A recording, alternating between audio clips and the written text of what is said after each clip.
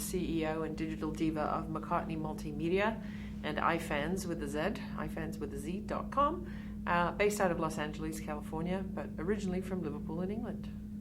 So, I met Barry coughing back in, I think, 1986 in Los Angeles in our songwriting days, and I was doing my artist career thing. I was eventually signed to BMG. That when they wound up not paying me, I rechristened them BMG, the Big Mean Germans. And we just started writing songs together. A friend of ours called Mark Chait, who's a classical composer, hooked us up, and we hit it off, and we used to just pound out songs, and we wound up selling some to Randy Crawford and did pretty well with them. you know, Barry's dream for a while has been something like Springboard, this event that's an educational thing for young emerging artists, right? And what do you know? Did you help him ever talk about that when you were together back in LA, or?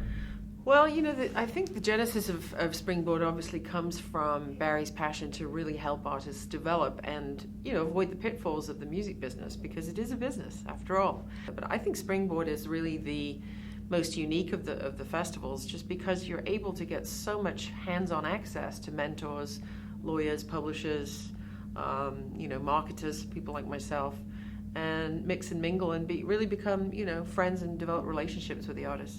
But it's really about the relationship with the customers and the fans, reiterating that over and over, because, you know, it's really tough for new artists. They have to be a fashion plate, they have to decide what color to dye their hair, which nostril to pierce, what kind of tattoo to get.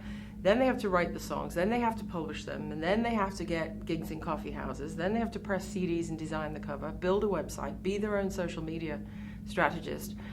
And oftentimes it gets completely overlooked and forgotten to actually collect an Excel spreadsheet with your customers on it. So I just keep hammering that home, because literally, you know, without a fan club, you don't have an audience, and without an audience, you don't have income. So it's kind of it seems to be the end of the food chain for a lot of artists when it really shouldn't be.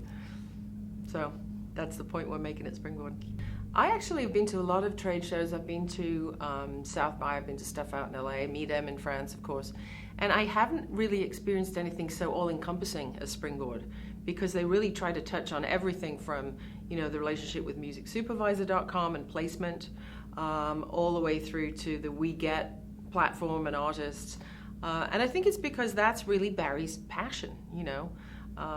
I think he would love to dream that it would become as big as South by, and even if it does, when it does, I think he will never lose his vision for really not corporatizing, not selling out, but really sticking with the message that it's the true artistry that matters. You know, music education in schools is being cut right and left, and it's so important.